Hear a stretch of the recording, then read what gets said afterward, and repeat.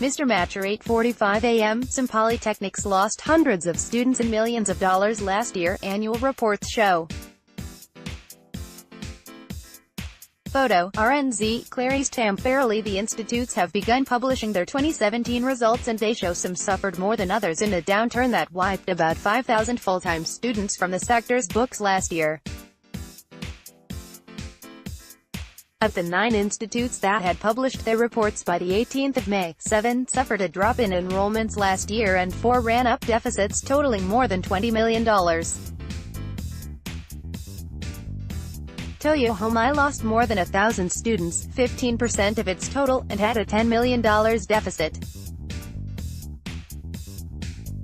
The institute's corporate services director Anthony Robertson said most of the deficit was from the $5 million cost of merging the Bay of Plenty and Wairiki Polytechnics to create the organization.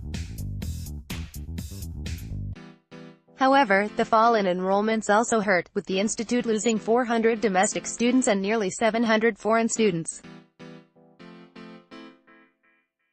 Mr. Robertson said the fall in foreign enrollments was due to changes in immigration rules, but the institute was also trying to rebalance its reliance on India.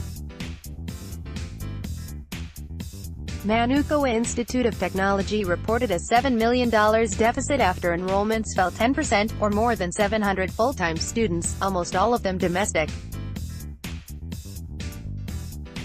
The institute's chief executive, Gus Gilmore, said its enrollments suffered because of high employment in South Auckland. "We've got a lot more people going straight from school into employment," he said. The size of the drop was unexpected, although we were forecasting for the numbers to decrease a bit on previous years. Mr. Gilmore said the institute was expecting a further drop in enrollments and another deficit this year. He said the government's surprise budget day decision to freeze tertiary subsidies next year meant the institute would not be alone. "You're going to see a large number, well over 75% of the ITPs throughout the country, declaring break-even positions or even losses, and in some cases, in ours last year, large losses."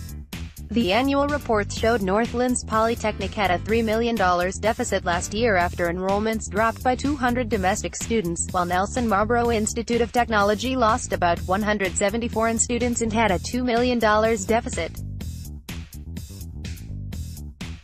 7 institutes were yet to publish their reports, but some of those were expected to report deficits. The president of the Tertiary Education Union, Sandra Gray, said the polytechnic sector was being run down. "We're starting to see a real degrading of what was a very strong network of provision. We have spoken repeatedly to Labour and the Minister of Education in particular about this.